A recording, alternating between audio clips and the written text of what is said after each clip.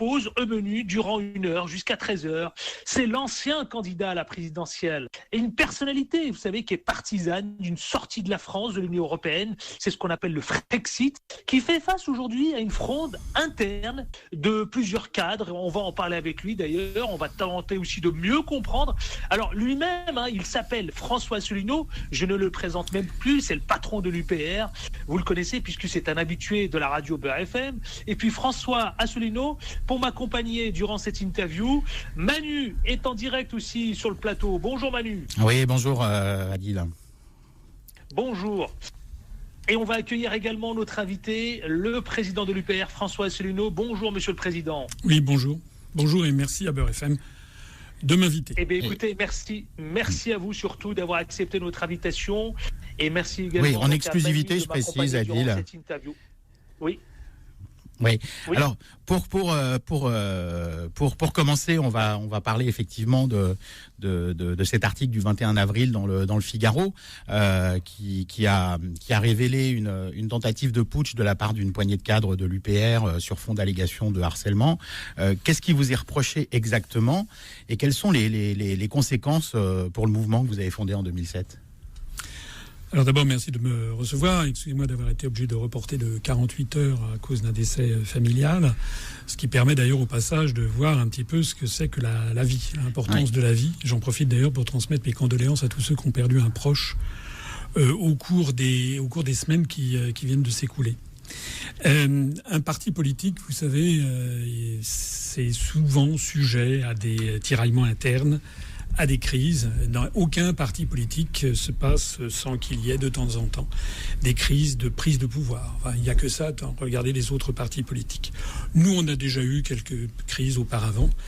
Là, il se passe quoi ? Il se passe que depuis un certain nombre de mois, pour ne pas dire d'années, j'ai vu quelques personnes qui, après notamment le résultat de l'élection présidentielle ou des législatives, ont considéré qu'ils auraient fait mieux que moi, et que ci et que ça, et donc on a vu s'accumuler des griefs.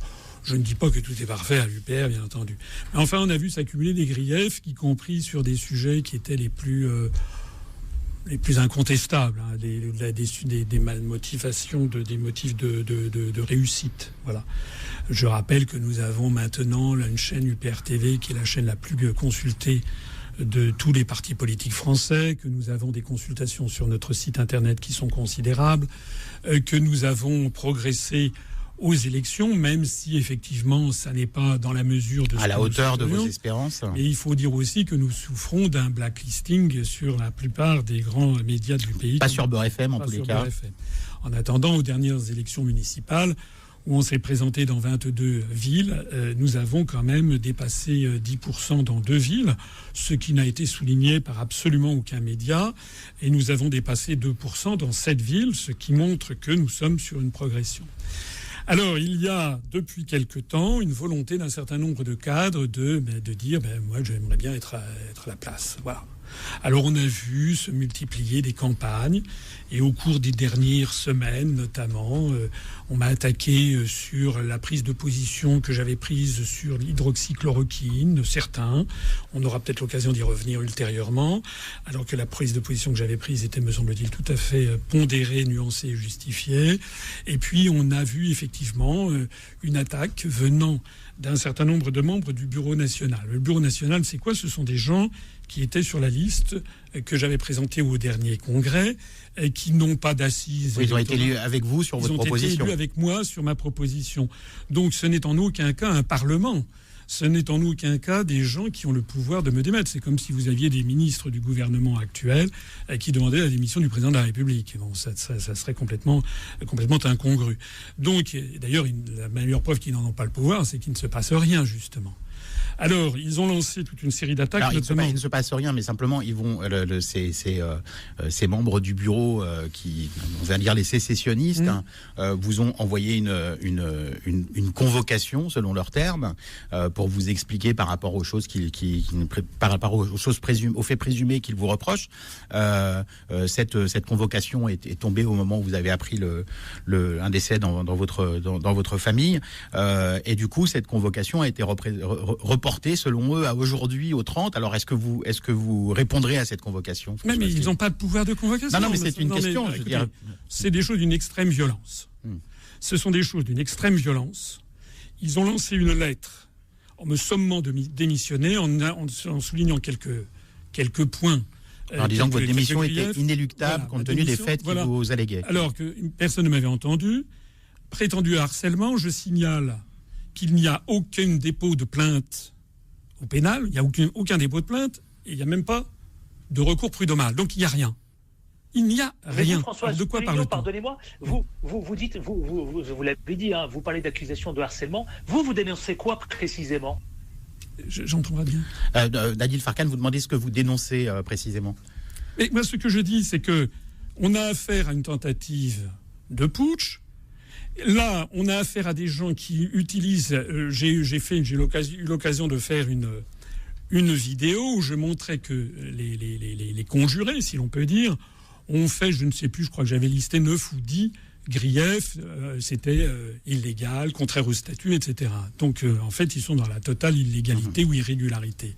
J'ajoute que j'ai des témoignages, y compris des signataires qui m'ont téléphoné, pour me dire à quel point ils sont horriblement gênés, puisque, en fait, c'est une poignée à l'intérieur de cette poignée, et il y en a certains qui ont reçu des appels téléphoniques, il s'était passé des choses très très graves, il fallait signer, donc ils se sont laissés impressionner. Oui, il y avait des gens de l'UPR, comme Zaman Ziwan, par exemple, qui était votre colistière aux élections européennes, qui ont signé d'abord la première salve sécessionniste, mais qui n'en sont plus signataires aujourd'hui. On ne voit plus écoutez, à vrai dire, tout ceci, je trouve que c'est misérable. C'est misérable, ce sont des méthodes fascistes. C'est des méthodes dignes de la Stasi. Ce sont des méthodes absolument inqualifiables, d'une extraordinaire violence. Heureusement que l'écrasante majorité des adhérents m'ont envoyé des messages de soutien, parce que les gens ne sont quand même pas dupes. Hein. Qui prodet, comme on dit en latin. À qui profite le crime ? Qui est-ce qui a intérêt en ce moment ? Est-ce qu'on peut parler d'un complot, François Asselineau ? Qui est-ce qui, en ce moment, je n'ai pas utilisé le mot complot, j'ai dit qui est-ce qui, en ce moment, a intérêt à démolir l'UPR alors que nos analyses sont de plus en plus présentes et de plus en plus attractives sur la scène politique. En tout cas, ce que je voudrais dire, que les choses soient très très claires, hein, c'est que je vais porter plainte pour diffamation publique. Vous devancez une de mes questions, voilà, François. Je vais porter plainte pour diffamation publique pour toute personne qui me calomnie. Et pour les faits qui ont été énumérés auparavant. Alors, ce qu'il faut savoir, c'est que dépôt de plainte, c'est pas une procédure qui se fait comme aller déposer plainte au commissariat de police. Hein, ça se fait en quelques minutes. Non. Dépôt de plainte, ça nécessite une technique précise par l'intermédiaire du procureur de la République. En ce moment, les juridictions sont au ralenti, ne prennent pas ça jusqu'au déconfinement. Mais à l'issue du déconfinement, je porterai plainte contre les personnes qui se sont lancées à des diffamations publiques à mon encontre sur ces affaires. Et je voudrais ici faire appel à l'ensemble des gens qui me connaissent depuis des années pour leur dire ne tombez pas dans le piège. Ce qui est évidemment on voit sur les réseaux sociaux de l'UPR que la base vous est totalement fidèle. Évidemment, parce que les gens ne sont pas bêtes, vous savez. Alors il y a je connais plusieurs personnes qui connaissent bien la politique et qui m'ont dit finalement c'est assez rassurant parce que ça prouve que vous entrez dans la cour des grands. Pardonnez-moi la comparaison, mais quand on veut tuer son chien, on dit qu'il a la rage, c'est ça ? Et ça prouve, écoutez, il n'y a pas d'homme politique qui, lorsqu'il prend de la notoriété, ne fasse l'objet d'attaques. Sauf que là, les attaques, il y en aura d'autres sans doute, hein, j'imagine. Là, j'ai même vu, vous avez vu, il y a une de vos consoeurs. Oui, alors, une de vos consoeurs, Sophia Aram. Oui, parce que vous parliez effectivement de méthodes fascistes. Ça me fait penser effectivement à une question sur l'extrême droite, parce que effectivement sur Twitter, l'humoriste Sophia Aram a écrit, je cite, le fan club de Trump, entre parenthèses, Le Pen, Dupont-Aignan, Asselineau, pourrait tester les injections d'eau de javel dans les poumons, point d'interrogation, hashtag le sens du sacrifice. Alors par ailleurs, parce que ça, effectivement, sur les réseaux sociaux de Beurre FM, il y a une auditrice qui écrivait en réaction à l'annonce de votre votre invitation. Vous invitez Asselineau, je cite, pourquoi pas Marine Le Pen. Alors, en tant que journaliste, comme vous le savez, j'ai couvert pour la télévision beaucoup d'événements et de rassemblements de l'UPR, et j'ai au contraire constaté que les adhérents et les sympathisants de votre mouvement étaient d'une très grande diversité sociale, ethnique, culturelle, et en tous les cas, certainement pas un public d'extrême droite. Alors, est-ce qu'aujourd'hui, quand on défend le Frexit et quand on est souverainiste, est-ce que dans l'esprit des gens, on se retrouve forcément catalogué à l'extrême droite? Écoutez, il y a plusieurs années, quand le père était encore très petit, j'avais rencontré un responsable politique de premier plan qui m'avait dit, pour l'instant, votre discours est inaudible, mais si jamais il devient audible, vous en prendrez plein la gueule. Voilà, quelle était son expression. Voilà. Et là, effectivement, je me permets d'insister, parce que tout le monde ne l'a peut-être pas vu, il y a quand même une humoriste sur France Inter qui a fait un message Twitter qui n'est pas exactement un appel au meurtre, mais on n'en est pas si loin. Oui, un appel au suicide, oui. Oui, un appel au suicide, qu'il faudrait que je m'injecte de l'eau de Javel dans les poumons. Vous vous rendez compte, en me traitant de fan club de Trump? Et soit dit en passant, on aura peut-être l'occasion d'en parler. Oui, vous n'êtes pas très copain avec Trump. Moi, Trump, excusez-moi, mais au cours des derniers mois, qu'est-ce que j'ai dit? J'ai dit qu'il fallait que la France se désolidarise et ne participe pas à l'exercice militaire Europe Defender 2020 et que la France retire ses troupes d'une base de l'OTAN qui se situe en Estonie, c'est-à-dire le contraire de ce que veut Trump. Et j'ai dit également que la France devait se désolidariser des exercices militaires américains dans la Caraïbe qui menacent directement le pouvoir de Maduro. Bon, là-dedans, qui est-ce qui est le soutien de Trump? C'est François Asselineau ou c'est Macron? C'est Macron. Donc c'est Macron qui fait partie du fan club de Trump. Et même pour en parler du Covid-19, puisque en fait, Sophia Aram réagissait à un propos de Trump que sans doute c'est un individu un peu fantasque qui dit des choses parfois avec lesquelles je ne suis pas en désaccord. Parfois il y en a qui sont complètement fantasques. Bon, c'est pas quelqu'un, moi je ne suis pas un fan club, j'essaie de voir la vérité. Donc Trump avait dit qu'il fallait peut-être faire de l'injection de désinfectants dans les poumons. Elle a rebondi là-dessus. Mais ce que j'ai signalé, c'est que qui nous a annoncé le 27 mars dernier une initiative avec Trump sur le Covid-19. Très grande annonce, oui. Voilà, très grande annonce, c'est Macron. On attend toujours. Donc ce que je veux dire, c'est que je vois qu'il y a une convergence d'attaques actuellement sur ma personne. Ça prouve que je gêne. Bien, on a dit ce qu'il y avait à dire sur l'UPR. Adil. Vous convoquez un congrès prochainement?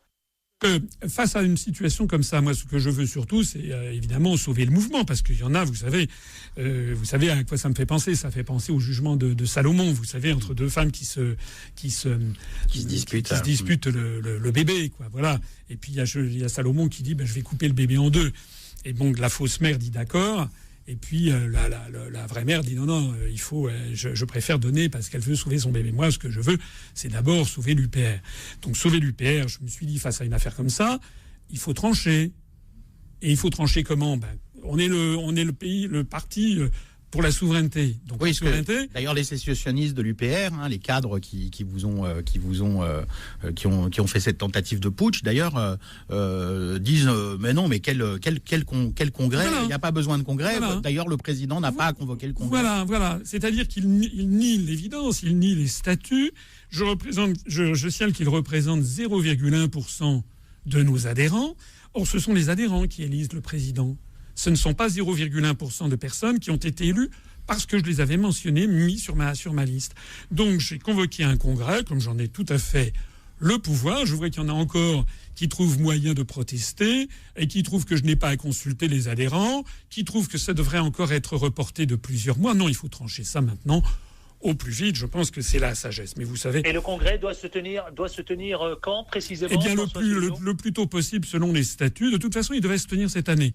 On a un congrès qui doit se tenir. Oui, vous l'avez simplement avancé d'ailleurs. Oui. Mais même pas avancé. Vous savez, on a le dernier congrès s'était tenu il y a 2 ans et 7 mois. Je me rappelle qu'entre le 2e et le 3e congrès, il y avait eu 2 ans et 5 mois. À d'autres moments, ça a dépassé 3 ans parce que c'est par année calendaire. Ça donne une certaine souplesse, c'est assez pratique. Et donc, j'ai décidé de le faire. Donc, j'ai proposé le 6 juin. Donc là, on est conformément au statut. On consulte les délégués départementaux et les délégués régionaux et les membres du Conseil national. Et puis, c'est une simple consultation. Au vu de cette consultation, je déciderai, parce que c'est un avis simplement consultatif. Et donc, j'entends organiser ce congrès au plus vite, probablement le 6 juin, avec un vote des adhérents qui se tiendra avec, évidemment, contrôle d'huissier, qui se tiendra, comme on l'avait fait lors des congrès antérieurs, qui se tiendra par Internet, au cours des jours précédents. Et donc, je vais présenter une liste et je dis aux autres que les gens qui veulent présenter une liste la présentent contre moi. Et puis, on verra que ce sont aux adhérents de décider. Très bien. Alors, il est 12h15 précisément, oui. Le président de l'Union populaire républicaine de l'UPR, donc François Asselineau, est notre invité. On va marquer, si vous voulez bien, une page pub et on se retrouve tout de suite après. Merci de rester avec nous. Le grand déballage revient dans une poignée de minutes. Le grand déballage jusqu'à 13h précisément. Avec nous donc l'invité exceptionnel qui vient donc d'abord réagir à la fois sur ce qui s'est passé en interne concernant donc l'UPR, son parti politique, et puis mais également aussi on va évidemment parler des différents sujets, des confinements et puis les différentes réactions concernant les différentes annonces qui se sont présentées il y a quelques jours évidemment. François Asselineau, Manu est avec nous. On va parler, vous savez, de la réouverture des commerces, de cette fameuse annonce. Monsieur François Asselineau, la réouverture des commerces le 11 mai, le port du masque obligatoire dans les transports, la circulation sans attestation à partir du 11 mai, sauf évidemment déplacement à plus de 100 km depuis son domicile. Vous, comment vous avez réagi face à cette annonce du Premier ministre ? Alors, d'abord, ce qu'il faut dire, c'est que je pense la situation, elle est objectivement compliquée. Pas seulement en France, elle est compliquée dans tous les pays du monde parce que nous avons affaire à une pandémie d'un type nouveau avec un virus dont on ne connaît pas les réactions, avec la crainte éventuellement qu'il y ait une deuxième vague comme ça avait été le cas au moment de la grippe espagnole en 1918-1919. Donc il faut comprendre, je pense, moi j'essaie toujours de discerner la vérité, il faut comprendre le dilemme du gouvernement avec d'une part, d'un côté, il y a deux forces très puissantes qui poussent à un déconfinement. D'une part, le ras-le-bol d'un certain nombre de Français qui sont confinés, c'est-à-dire finalement reclus à domicile depuis maintenant des semaines. Alors, quand les gens ont la chance d'être à la campagne, d'avoir un jardin, ça se passe assez facilement. Mais lorsque les gens sont petitement logés, par exemple en banlieue parisienne, c'est extrêmement difficile. Donc, il y a un ras-le-bol de la population qui se manifeste. Et puis, il y a la deuxième chose qui pousse à un déconfinement, c'est évidemment les questions économiques, parce que vous savez que les gens qui sont salariés, qui sont au chômage partiel, il y a plus de 9 millions de personnes, ça coûte près de 1 milliard d'euros à l'État chaque jour, donc ce sont des sommes considérables. Et puis vous avez des indépendants, vous avez des commerçants, vous avez les gens qui tiennent des bars, des brasseries, etc. Les artisans qui, eux, risquent de ne rien gagner. Donc on risque d'avoir des flambées de faillite. Ça, ce sont les éléments qui poussent au déconfinement. Et puis il y a les éléments qui poussent au contraire à rester confiné, c'est que l'épidémie peut reprendre. Elle peut d'autant plus reprendre si nous n'avons pas les moyens de lutter contre. C'est-à-dire si l'on n'a pas de masque, si l'on n'a pas de gants, si l'on n'a pas de tests, si l'on n'a pas de vaccin, si l'on n'a pas, en gros, ce dont les autres se sont pourvus. Alors les vaccins, il n'y en a encore personne, mais je sais qu'il y a des projets actuellement en cours, notamment en Angleterre, en Allemagne, aux États-Unis. Alors, ce que je dirais là-dedans, c'est qu'il y a quand même un fautif numéro 1 dans toute cette affaire. C'est d'abord et avant tout Emmanuel Macron. Parce que Macron, c'est vraiment le roi du en même temps. Écoutez, je ne sais pas ce qu'il en est pour les auditeurs. Moi, je n'y comprends plus rien. Il dit, il faut pas, les masques, ça ne sert à rien, mais il faut des masques pour tout le monde. Il faut des masques pour tout le monde, mais on les donnera seulement au personnel soignant. Il faut avoir des respirateurs, mais on va en faire construire. Il faut faire du confinement régional, mais on va pas faire du confinement régional. Il faut avoir, comment dirais-je, il appelle à la solidarité européenne, il donne des leçons de solidarité européenne, mais au même moment, la France a interdit l'exportation de certains médicaments, dont d'ailleurs l'hydroxychloroquine, qui est interdite, alors que, paraît-il, ça ne marche pas. À quoi bon la conserver si on l'utilise pas nous-mêmes? Voilà, alors, si vous voulez, Macron, on n'y comprend plus rien. La seule chose que l'on peut comprendre, c'est qu'il fait des crises d'autoritarisme et qu'il a décidé de sortir d'un chapeau la date du 11 mai en prenant de court, semble-t-il, tous ses ministres. Donc est-ce que c'est pas une situation inédite, François Asselineau? Oui, c'est la raison pour laquelle peut-être que écoutez, c'est pas sérieux. A quelques difficultés à avoir une grille de lecture, une visibilité à moyen terme, à court terme, je dirais même. Écoutez, de toute façon, ce qui n'était pas raisonnable, c'est depuis le début. depuis le début d'avoir considéré que les Asiatiques, tous les peuples d'Extrême-Orient se mettant des masques était ridicule. Depuis le début, Mme Buzyn qui avait annoncé qu'il n'y aurait pas de pandémie. Mme Sibeth Ndiaye, la porte-parole, qui avait dit que c'était très dangereux de mettre des masques parce qu'on risquait etc. Tout ça pour couvrir quoi ? Pour couvrir en fait l'état de délabrement du système hospitalier français. Ah, vous parlez de la pénurie de masques. Voilà, mais même des lits de réanimation. Donc il y a eu un déni d'emblée qui a été fait pour essayer de couvrir ça. Sachant que M. Macron n'est pas dans la même position que son gouvernement. Parce que M. Macron, il dispose par la Constitution d'une immunité totale. Donc il peut dire tout et n'importe quoi, il ne peut pas être poursuivi. Alors que le Premier ministre et les ministres, eux, ils peuvent être poursuivis, et d'ailleurs, ils vont l'être. Ils le sont d'ailleurs déjà.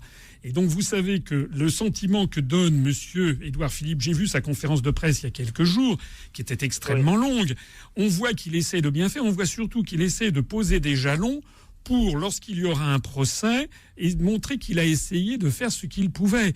On est dans cette situation. Mais lorsque Macron annonce le 11 mai, sans en parler à ses ministres, c'est complètement déraisonnable. D'ailleurs, ils ont fait du rétropédalage ensuite. Il y a le 11 mai, il y a le 2 juin, il y a le 23 juillet. Et puis on nous annonce que si le 11 mai, si le 7 ou 8 mai, c'est pas bon, ça sera reporté. En gros, Macron a mis ses ministres dans une situation impossible. Et c'est d'ailleurs Alors je vous pose la question, François Asselineau. Est-ce que Édouard Philippe a été précis ? Écoutez, moi je pense qu'Édouard Philippe, je voudrais pas faire un mauvais jeu de mots parce que il doit se faire des cheveux blancs, mais Édouard Philippe en ce moment, il est dans une situation qui est impossible à gérer.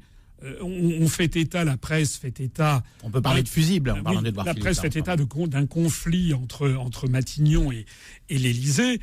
Ça ne m'étonne pas. D'abord, c'est une situation éminemment conflictuelle, parce que Macron n'a pas le rôle... Démenti aussitôt par l'Élysée, oui. Voilà, Macron n'a pas le rôle d'un président de la République. Vous imaginez Charles de Gaulle qui serait intervenu tous les jours, pour expliquer un jour qu'il faut faire un confinement régional, le lendemain, non, que ça sera par département, le surlendemain, que ce sont les écoles, etc.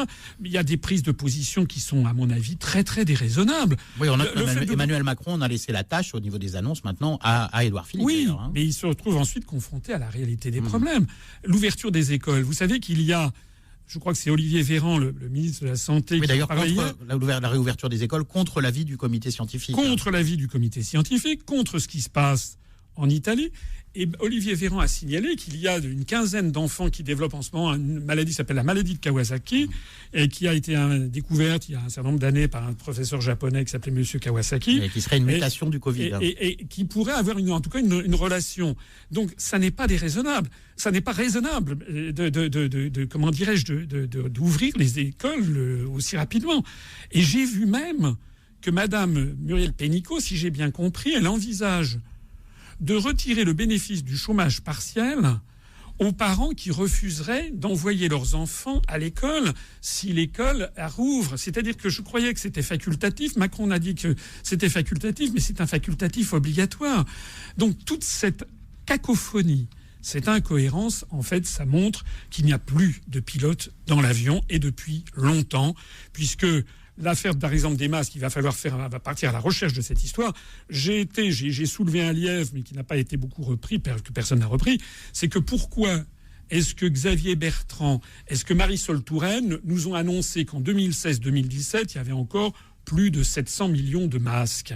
Et qu'est-ce qui s'est passé? Moi, ce que j'ai cru comprendre, mais je n'ai pas encore la certitude, c'est qu'il y a eu des nouvelles directives, des nouvelles normes venues de l'Union européenne, et notamment du Parlement européen, qui ont demandé que les produits, ces EPI, je crois, c'est-à-dire de protection individuelle, des produits de protection individuelle, donc des masques, soient normalisés au niveau européen avec le logo CE, pour faciliter toujours la même histoire, la libre circulation du marché unique, et que ceux qui ne répondaient pas à ces nouvelles normes en 2017 ne pouvaient plus être mis sur le marché.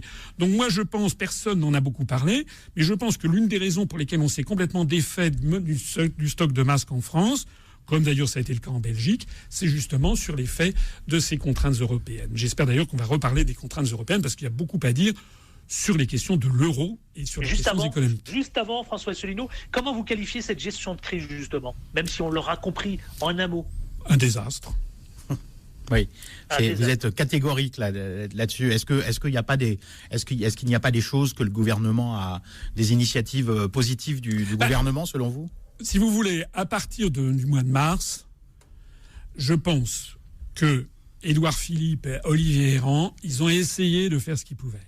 Voilà, c'est-à-dire qu'ils ont essayé de faire ce qu'ils pouvaient. Mais il y a eu tellement de mensonges. Sur le fait, par exemple, vous savez, les frontières, il fallait pas fermer les frontières, et puis maintenant il faut fermer les frontières, mais on les ferme pas néanmoins. Sur l'affaire des masques, c'était commandé, puis c'était pas commandé. Vous savez qu'il y a un avocat qui s'appelle Maître Divisio, qui agit pour le compte d'un certain nombre de médecins, qui a demandé, en vertu de la communication des documents administratifs, qui a demandé qu'on sache savoir quand avaient été commandés les masques. Voilà, Monsieur Le Drian a annoncé que les masques finiraient d'être livrés à la fin juin. On est dans le flou le plus total. Donc j'ai l'impression que maintenant le gouvernement effectivement a pris les choses en main, mais depuis environ 3 semaines, 1 mois, mais c'est quand même beaucoup trop tard.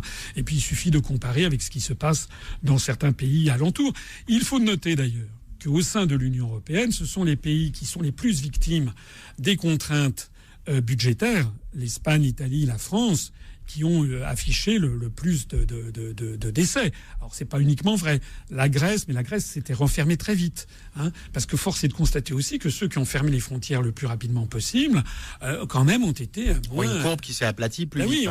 Oui, ont été moins frappés. Il y a une polémique aussi au niveau des statistiques, parce que la seule statistique viable, en fait, c'est le nombre de morts par rapport à la population, puisque d'autres disent nombre de morts par rapport au nombre de cas positifs, mais les cas positifs, on ne peut le savoir que si on a testé tout le monde. Bien sûr. Ouais.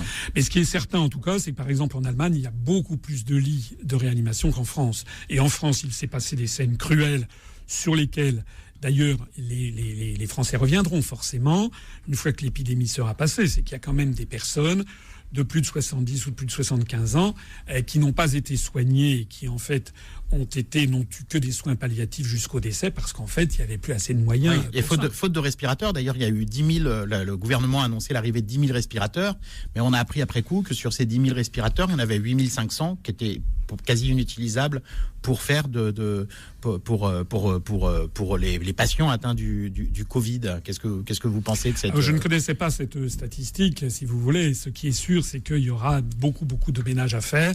Et puis surtout, au-delà de tout ça, ce que nous apprend cette épidémie, cette pandémie, c'est que c'est vraiment, je pense, un choc historique, économique, social, mais presque civilisationnel et culturel.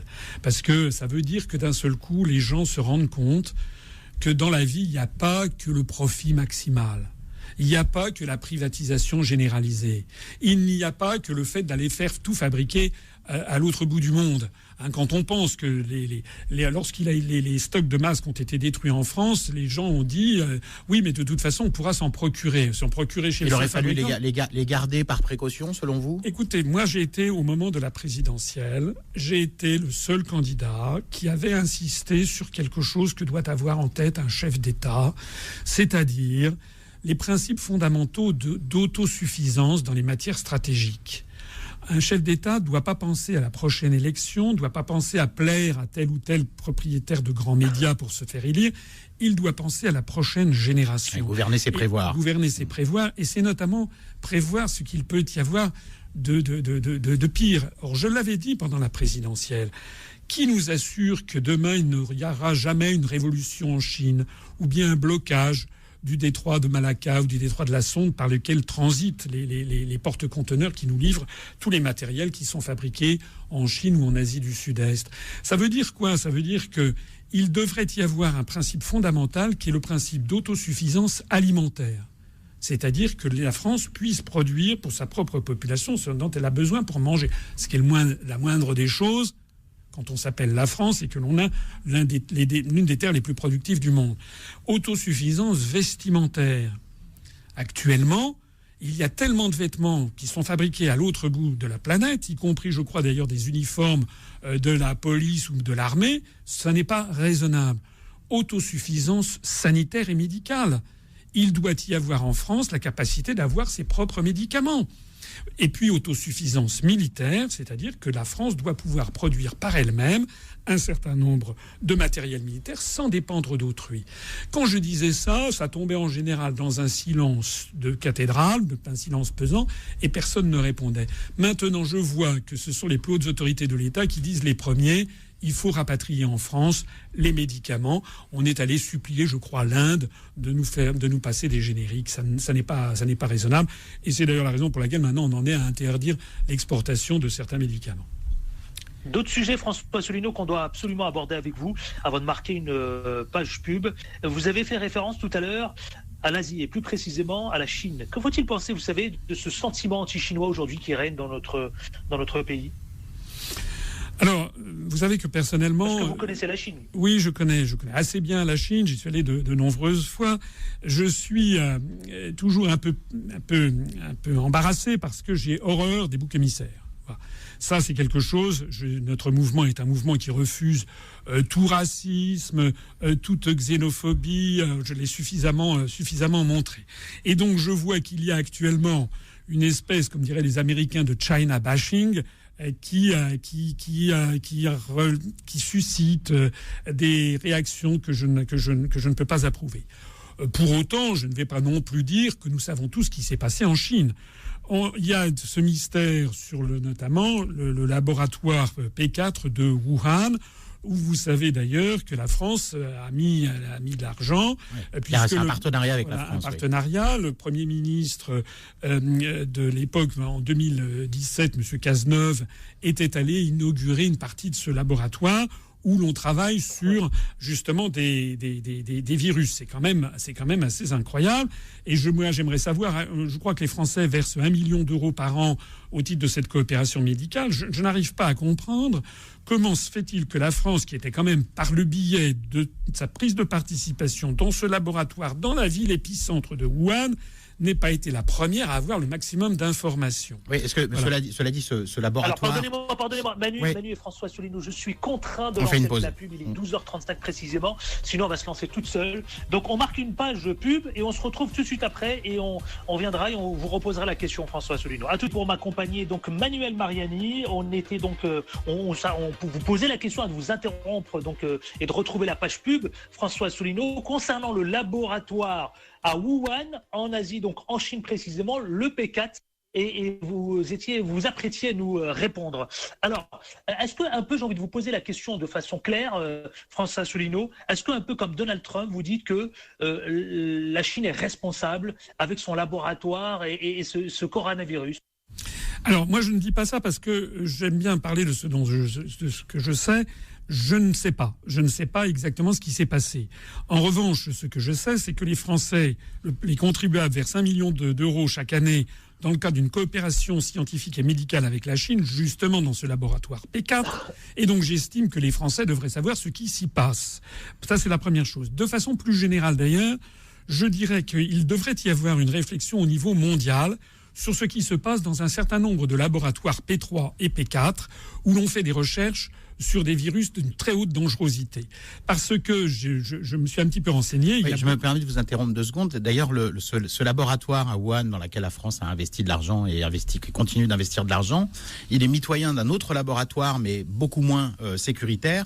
Et les Chinois ont conservé une passerelle entre les deux. C'est-à-dire qu'on peut passer de l'un à l'autre. Est-ce que, selon vous, c'est un problème ? Je pense, encore une fois, c'est pas un problème pour la Chine, mais c'est un problème de façon plus générale, parce que des laboratoires comme ça, il y en a ailleurs, aux États-Unis.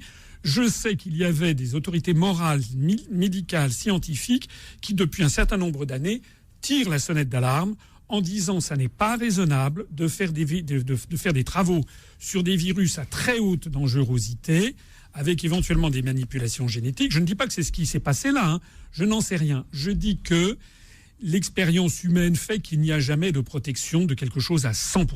Voilà. Et qu'il n'est pas impossible. D'ailleurs, c'est non seulement Trump, mais Macron lui-même a dit on ne sait pas tout ce qui s'est passé. Il n'est pas impossible que d'une façon, peut-être, je n'en sais rien. Actuellement, la version officielle, c'est que c'est apparu sur un marché humide, mais il n'est pas impossible que peut-être ce soit un virus qui se soit échappé par mégarde. Il devrait y avoir donc une réflexion au niveau mondial sur le bien fondé de ces recherches de très haute dangerosité dans une éventuelle guerre bactériologique. Et puis je voudrais élargir aussi le débat à un autre point, une structure dont on parle finalement très peu en France, alors que ça fait débat aux États-Unis, c'est la question de l'Organisation mondiale de la santé. Parce qu'il faut reconnaître à Macron et au gouvernement français qu'ils ont pu, tout à l'heure je disais que la gestion avait été un désastre, mais ils ont pu se retrancher assez facilement derrière les déclarations ahurissantes de l'Organisation mondiale de la santé qui, pendant des semaines, au mois de janvier notamment, ont systématiquement contredit Taïwan, qui avait dès le 30 décembre ou 31 décembre 2019 attiré l'attention sur l'extrême dangerosité de ce virus, etc. Et l'OMS a soutenu les prises de position, d'une part, de la Chine et d'autre part, les prises de position notamment, par exemple, de l'Union européenne. Quand vous pensez que l'Organisation mondiale de la santé a déconseillé le port du masque, les pays asiatiques étaient ahuris. Lorsque l'Organisation mondiale de la santé a dit qu'il fallait pas fermer les frontières, alors que si Taïwan a été très peu touché, c'est parce que justement, ils ont fermé les frontières très rapidement. Comme dès le tout début du mois de janvier. Dès le tout début. Donc, ça veut dire quoi ? Il faut en revenir là-dedans au financement. Nous, on a fait un communiqué. Nous, on a soulevé le problème du financement de l'Organisation mondiale de la santé. Elle s'est financée par des intérêts privés. La fondation Bill et Melinda Gates elle-même, ou bien par un faux-nez, verse 24% des finances à l'OMS. La Commission européenne verse 3 ou 4% des financements à l'OMS. Quand vous avez de tels financiers, vous n'êtes pas libre de tenir les propos qui conviennent, y compris d'ailleurs, on le voit aussi dans d'autres cas, c'est sur l'affaire des médicaments. Je trouve quand même assez caractéristique le fait que vous avez sur ce produit Remdesivir, qui est le produit phare du laboratoire Gilead Sciences, dans lequel je crois savoir que Donald Rumsfeld d'ailleurs a des parts. Vous avez une étude en Chine qui dit que ce Remdesivir, comme les antirétroviraux, en fait, n'a aucun effet, et même au contraire, il a fallu arrêter en urgence. Ça, je crois que c'était le test qui a été plus ou moins mené en Europe. Il avait fallu arrêter en urgence des traitements parce que il y avait des effets secondaires terrifiants. Et puis il était à un prix exorbitant. Voilà, un prix exorbitant. Et puis voilà qu'aux États-Unis, on nous apprend qu'au contraire, le Remdesivir aurait un effet intéressant dans 30% des malades. Ça raccourcirait la durée, pas au niveau de la guérison, mais la durée des délais serait réduite dans 30% des cas. Ça veut dire que, comme par hasard, aux États-Unis, pays qui est le pays de Gilead Sciences, les résultats sont meilleurs qu'en Chine ou qu'en Europe. Donc il y a, ce qu'il faut bien comprendre, enfin tout le monde le comprend, c'est qu'il y a des histoires de gros sous derrière ça, mais des sommes fabuleuses qui sont en jeu. Et c'est la raison pour laquelle je pense que l'Organisation mondiale de la santé devrait échapper aux intérêts marchands, ne dépendre que des intérêts des nations. Voilà. Manuel, on a encore d'autres sujets à traiter et il nous reste quelques minutes, il est 12h47. Alors oui, Manuel, on est un peu pressé par le temps, oui. Des élections municipales. Oui, alors, François Asselineau, les élections municipales, est-ce qu'il fallait, selon vous, maintenir le premier tour des municipales, puisqu'on est allé voter et dès le lendemain, on nous expliquait qu'il fallait être confiné, qu'il fallait pas sortir de chez soi. Et d'ailleurs, il y a eu de nombreux assesseurs de bureaux et de nombreux présidents de bureaux en France qui se sont retrouvés frappés par le coronavirus, le Covid-19. Alors, donc, une question multiple, on va dire. Selon vous, est-ce qu'il fallait faire ce premier tour des élections municipales? Deuxièmement, maintenant que ce premier tour est passé, que faut-il faire? Est-ce qu'il faut refaire complètement ces élections municipales, maintenir le résultat pour ceux qui ont été élus au premier tour et rejouer les deux tours, ou simplement faire le deuxième tour peut-être plusieurs mois après? Selon vous, qu'est-ce qu'il faut faire? Alors, d'abord, c'est une situation sans précédent. Deuxièmement, celui qui, au bout du compte, tranchera dans toute cette affaire, je pense que c'est le Conseil constitutionnel. Alors, l'expérience que j'ai du Conseil constitutionnel, c'est qu'en général, il est souvent assez enclin à servir les intérêts du gouvernement. Ce que je pense, c'est qu'effectivement, compte tenu des évolutions à l'époque, il aurait sans doute fallu ne pas tenir le premier tour, puisque le deuxième tour arrivait, on savait qu'on allait vers le confinement. J'imagine que Emmanuel Macron et Édouard Philippe le savaient. Donc qu'est-ce que le gouvernement a cherché là en maintenant ce premier tour? Mais c'est le en même temps. Je crois savoir que M. Macron était favorable à la suppression, mais que c'est le président du Sénat et le président du Conseil constitutionnel qui auraient dit non, on maintient. Enfin bon, Bref, on a le sentiment que Macron ne sait pas prendre des décisions. D'ailleurs, il ne dit pas « j'ai décidé », c'est toujours à l'imparfait, au subjonctif, au futur, il faudrait, il y a qu'à, j'envisagerais, je demande. Non, un chef d'État, il dit « j'ai décidé ». À mon avis, il devait reporter les élections. Il ne l'a pas fait. On se retrouve maintenant dans une situation baroque, puisque sur les 35 000 communes, il y en a plus de 30 000 où le maire a été élu dès le premier tour, notamment dans tous les petits villages. Alors, effectivement, il y a les tenants qui disent eux, ils sont élus et bien élus, sauf que les conseils municipaux ne se sont pas réunis, donc ils n'ont pas été élus. Le premier conseil municipal est chargé de les élire. Donc, il y a une première théorie qui dit ceux-là, on va considérer qu'ils sont élus, et puis ceux qui étaient au deuxième tour, soit on fait un deuxième tour, mais ça je pense que ça serait vraiment inconstitutionnel, soit on recommence à partir du premier tour. Donc moi ce que je pense là-dedans, écoutez franchement j'en sais rien, c'est vrai que si on a des élections 6 mois après, on a l'impression que ça n'est pas la même période. Peut-être la sagesse du point de vue de la loi serait de tout annuler et de refaire toutes les élections pour les 35 000 communes.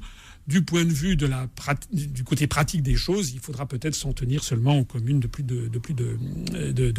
n'ont pas qui n'ont pas élu dès le premier tour une équipe. Un candidat. Adil, on peut peut-être parler un petit peu du rôle de l'Union européenne dans la pandémie ? Absolument, oui, absolument. Le rôle de l'Union européenne, effectivement, même si François Asselineau s'est quand même étalé longuement durant cette interview, mais en gros, l'Union européenne, est-ce que vous considérez aujourd'hui qu'elle a joué son rôle suffisamment pour endiguer justement cette crise sanitaire, cette pandémie? Bon, pour les auditeurs qui n'ont pas l'image, même si vous aurez l'image plus tard puisque c'est filmé, vous avez fait sourire François Asselineau en parlant du rôle de l'Union européenne. Un sourire triste et un sourire jaune, si j'ose dire. Qu'est-ce que je peux vous dire il y a l'Union européenne, la solidarité européenne s'est fracassée à cette occasion. Je sais qu'il y a des européistes qui disent « Oui, mais vous exagérez parce que la santé ne fait pas partie des prérogatives européennes. » Excusez-moi, il y a au contraire des décisions qui remontent à 1999 puis 2003 pour coordonner l'action en matière de santé au niveau de l'Union européenne. En fait, ça a été le chacun pour soi. Tous les pays se sont refermés sur leurs frontières, ont interdit l'exportation de matériel médical, et la France y compris, quand par ailleurs ils n'ont pas au passage piqué, comme l'a fait la France, du matériel qui transitait sur le territoire. Donc en réalité, on mesure ce qui est une vérité historique, séculaire, multimillénaire. Lorsqu'il y a un drame national, on ne peut compter que sur l'État-nation. On ne peut pas faire reporter sur les uns ou les autres. Alors ce que je voudrais dire, c'est que compte tenu du désastre, l'Union européenne essaie d'expliquer qu'il va y avoir une solidarité financière. Mais ça, c'est vraiment se moquer du monde. Parce que l'Europe, elle n'a pas d'argent en elle-même. L'Europe, elle a deux sources. Oui, ils nous rendent l'argent qu'on leur a donné. Gros, oui. Soit on leur donne de l'argent qu'elle restitue ensuite selon des clés de répartition différentes. Donc ça, c'est nous qui donnons de l'argent et l'Union européenne, la Commission, reverse ça à d'autres États. Soit elle emprunte sur des marchés, par exemple le mécanisme européen de stabilité, pour permettre à des pays de s'endetter à moindre coût. C'est de ça qu'il s'agit.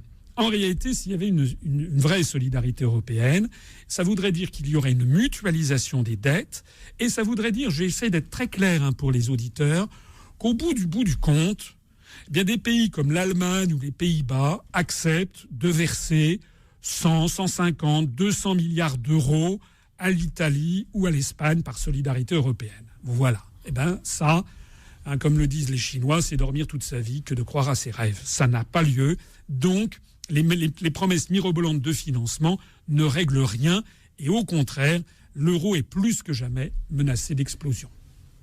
Mais est-ce que, François Asselineau, la crise du Covid-19, la crise sanitaire du coronavirus, est-ce qu'elle peut accoucher d'un fonds souverain européen ? Non, mais ça, on retombe sur ce que je disais à l'instant. C'est ce qu'on appelle les Corona Bonds dans le jargon, c'est-à-dire que il a été envisagé d'avoir des fonds où il y aurait une solidarité européenne. Mais Madame Merkel, et c'est pas seulement Madame Merkel, c'est l'ensemble de l'établissement allemand, des élites allemandes, et au-delà d'eux, c'est l'ensemble du peuple allemand, et pas seulement des Allemands, des Néerlandais, et d'un certain nombre de peuples scandinaves, qui ne veulent pas s'engager dans une procédure qui ferait qu'ils seraient redevables jusqu'à la fin des temps des dettes contractées par les pays du sud de l'Union européenne. Ils ne le veulent pas, ils ne le voudront jamais. Manuel, Oui. la gestion au Maghreb, justement. Oui, justement, dernière après l'Union européenne, parce qu'effectivement, ça intéresse grandement nos auditeurs, évidemment. La gestion du Covid-19 dans les pays du Maghreb, on en parle assez peu. Pourtant, bon, il y a eu des initiatives, il y a aussi des résultats, hein, notamment au Maroc, où on administre l'hydroxychloroquine sans que ça génère des milliers de morts dus à des effets secondaires de ce médicament. Qu'est-ce que vous pensez de la façon dont ces pays, notamment l'Algérie et le Maroc, puisqu'on a moins de communication, on a moins d'infos de la Tunisie, de l'évolution en Tunisie, mais Algérie, Maroc, beaucoup de choses positives. Alors moi, je ne suis pas un expert, mais de ce que j'ai cru lire, en effet, j'ai l'impression que là, l'épidémie y est beaucoup moins virulente, de même que pour l'instant en Afrique. Alors peut-être est-ce dû aussi au fait qu'il y a beaucoup moins d'échanges. Oui, le confinement est assez strict voilà. en plus. Hein. Voilà, il y a beaucoup moins d'échanges, les échanges à l'intérieur des pays sont beaucoup moins nombreux, donc ça c'est un premier phénomène. Ce que je pense en effet, c'est que le Maroc a pris des décisions rapides qui ont été de bon sens, me semble-t-il, et alors on tombe sur ce fameux débat sur l'hydroxychloroquine. Moi, on m'a reproché j'ai pas pris parti pour le professeur Raoult, je n'ai pas pris parti contre, je me suis documenté. Et moi, j'ai fait une longue étude, je suis d'ailleurs surpris qu'aucun média, bien entendu, ne l'ait repris alors qu'on a fait un communiqué de presse. J'ai fait un dossier très complet où je suis allé me renseigner sur ce qui existait. J'ai découvert qu'en avril 2004, en août 2004, puis en août 2005, il y a 3 études successives de plus en plus précises qui ont été faites par 19 scientifiques de niveau mondial dans 4 institutions parmi les plus prestigieuses du monde, le CDC d'Atlanta, l'Université de Louvain en Belgique, l'Université de Pennsylvanie aux États-Unis et l'Institut de recherche médicale de Montréal, et qui avaient montré de façon scientifique et prouvée que l'hydroxychloroquine avait un effet antiviral sur le premier SRAS, le premier virus, à condition que ce soit pris avant ou pendant les premières heures. Comme le dit le professeur Raoult, de façon préventive et non pas de façon curative. Voilà, donc le professeur Raoult, finalement, ne mérite ni cet excès d'honneur ni cette indignité. En fait, il a repris, comme l'étude chinoise, ils ont repris des travaux existants. Et moi, ce que je me demande, c'est pourquoi est-ce qu'on n'a pas envisagé d'administrer au personnel soignant à titre préventif, par exemple, du plaquenil, comme pour les personnes qui partent en zone impaludée. Merci François Asselineau. Merci à vous.